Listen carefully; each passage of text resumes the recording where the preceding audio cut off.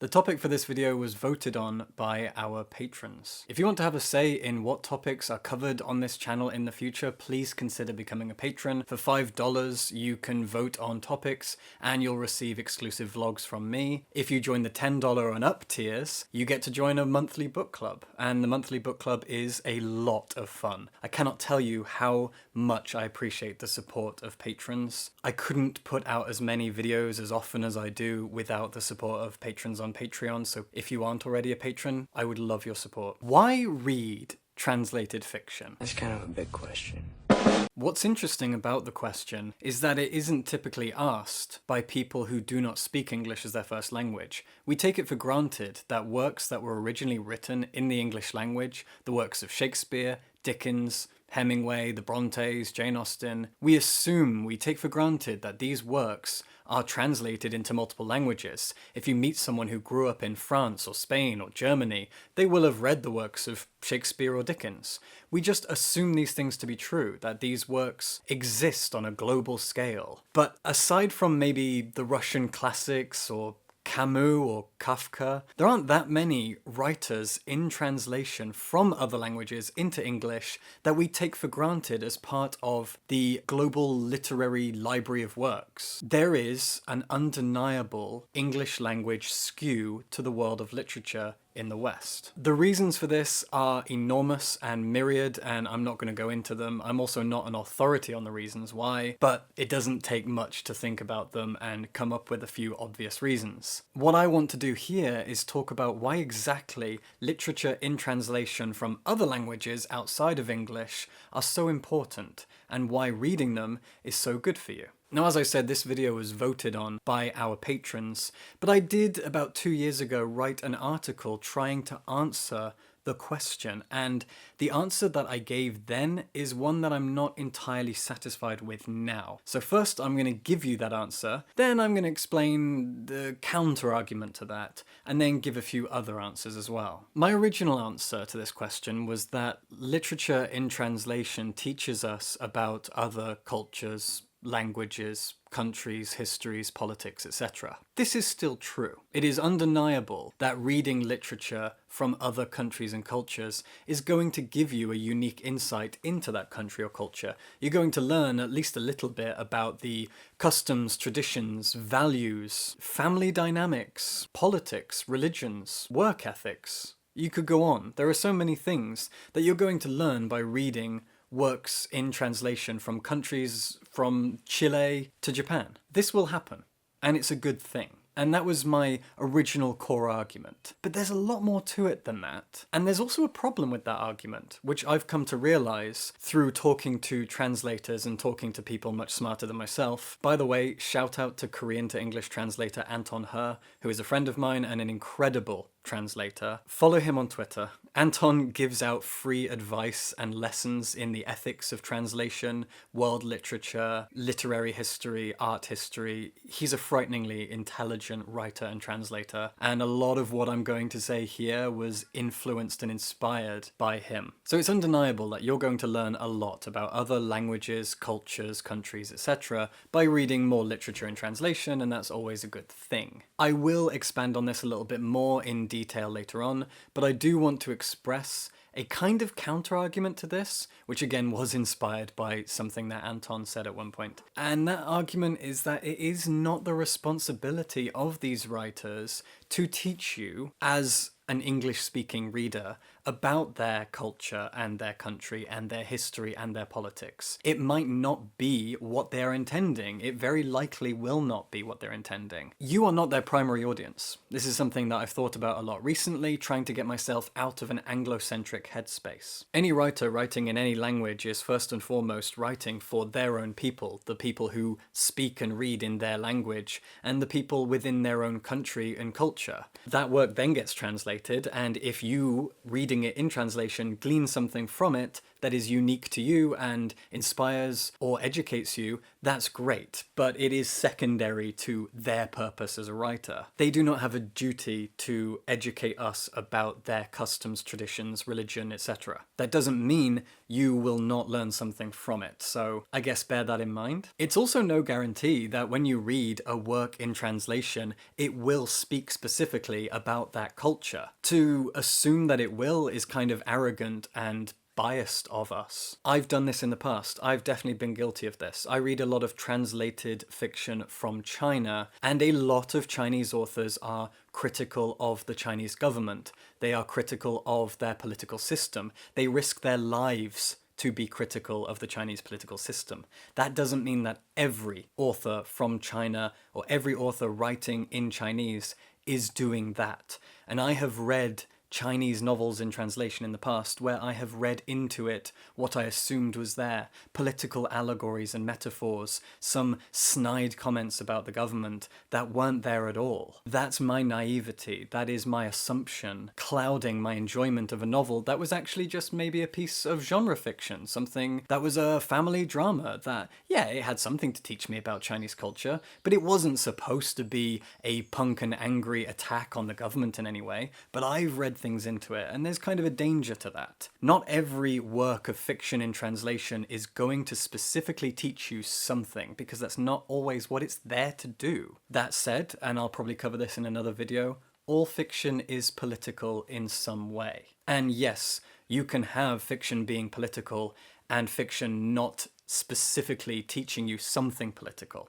There is a difference. So to expand on this argument a little bit, I am someone who travels a lot. I have lived in multiple countries and I've traveled across multiple continents, and I try to learn as much as I can about a country and culture as I go. I do that by eating its food and learning to cook its food. I do it by learning some of the language or a lot of the language, by meeting people and traveling to as many places as I can, reading history books, watching films and TV shows, and just going there and admiring the architecture. You get the idea. Fiction is unique in that it can teach us so much about a place through its stories, its narratives, and its traditions. A piece of fiction, and I guess I'm contradicting myself here, a piece of fiction has the unique advantage of taking the inspiration and the lived experiences and the imagination of an author or several authors and diluting them into fantastical tales or metaphors and allegories that will speak a grander truth about a place, about a person, about a culture, about a lived experience than actual history or even conversations with real people can do.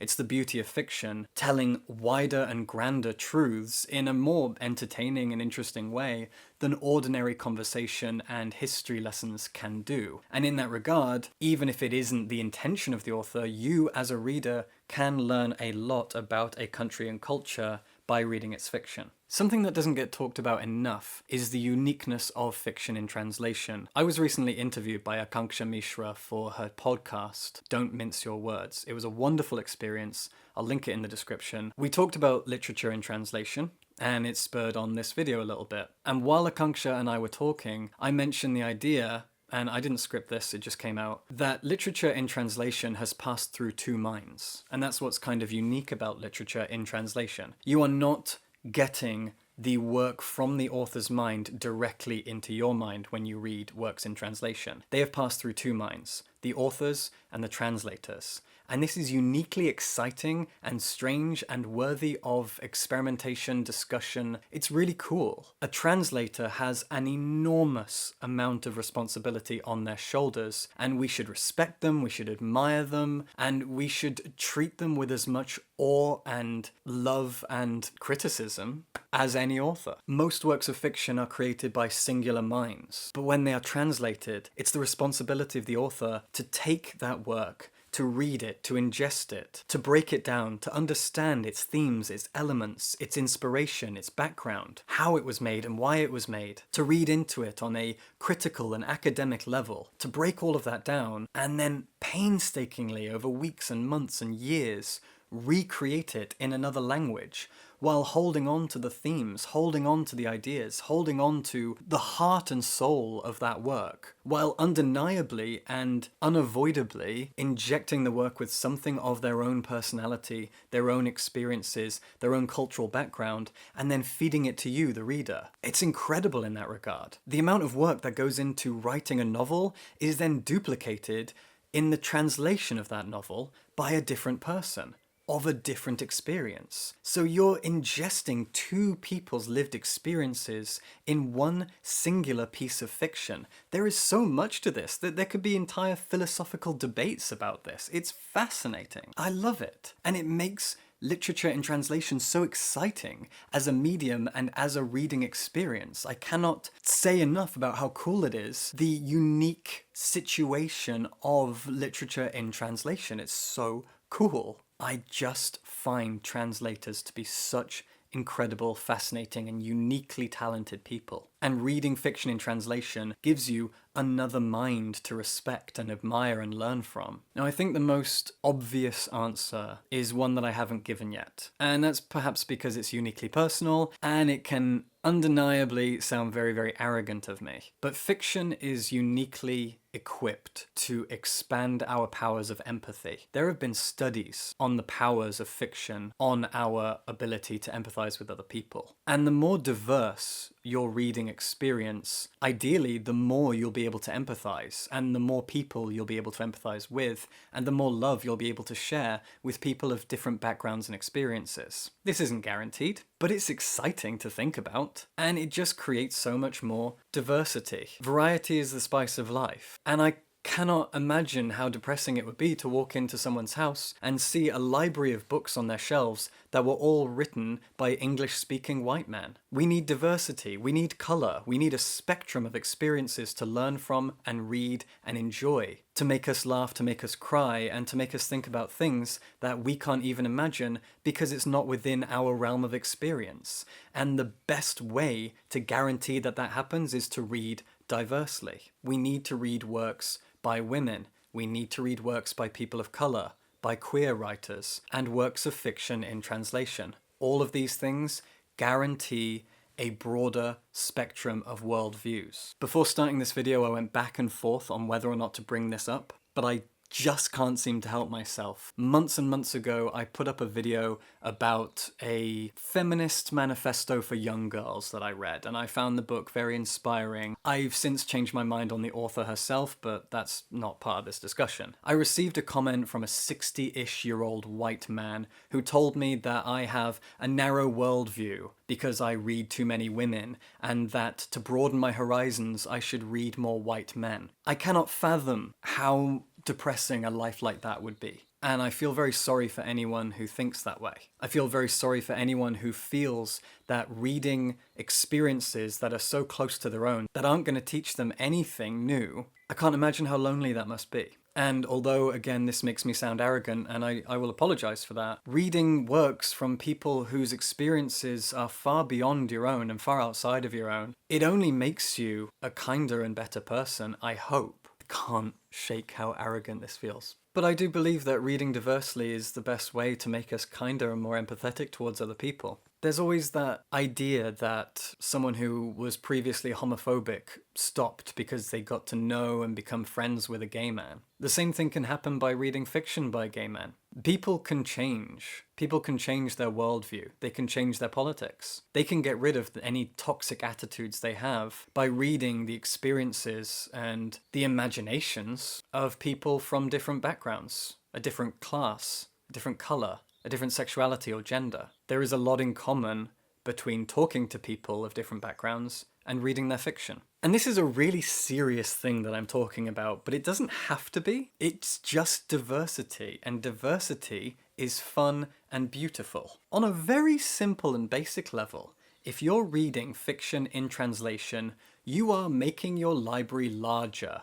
You are making it more colourful and more diverse and spicier and more interesting, and there's more to talk about, there's more to see and learn and do and love. I said before that a work of fiction doesn't have to teach you anything. It doesn't have that responsibility. The author does not have that responsibility, nor does the translator. But the really simple fact is that work doesn't exist in your language. If there are books that you want to read, if there are stories that you want to experience, if you want a diverse library full of interesting works of fiction, you have to look beyond your borders and look for works in translation. By doing that, the world becomes more colourful. And I'm queer. I love colour. Variety is the spice of life. I probably should have mentioned this at the beginning, but call this a disclaimer. My opinions and perspectives might change. I am always open to being taught new things. I want to have my mind changed, and I want people to come in and tell me, well, actually, you got this wrong, and I'm not sure I agree with that, as long as you're coming from a place of kindness. Because my opinion might change. It already has. I mentioned at the start of the video that my attitude towards fiction in translation has changed, so my mind might change again, and I might look back on this video in a year or two and think, that was wrong, that was arrogant, that was naive. I would never ever be so pompous as to say that everything I've said here is right. It's just what I believe right now, and my patrons wanted to know what I think, and so now you will do too. Join our Patreon. Fiction in translation gives us colour. It broadens our libraries and makes them far more interesting things, gives us more to talk about at the pub. And you're going to learn stuff about other countries, cultures, languages, backgrounds, histories, politics, religions, etc. You are going to learn them. But again, it is not the responsibility of the author to teach you that. Doesn't mean you won't get it anyway. I would appreciate your support on Patreon if you are able to spare it. And subscribe for books.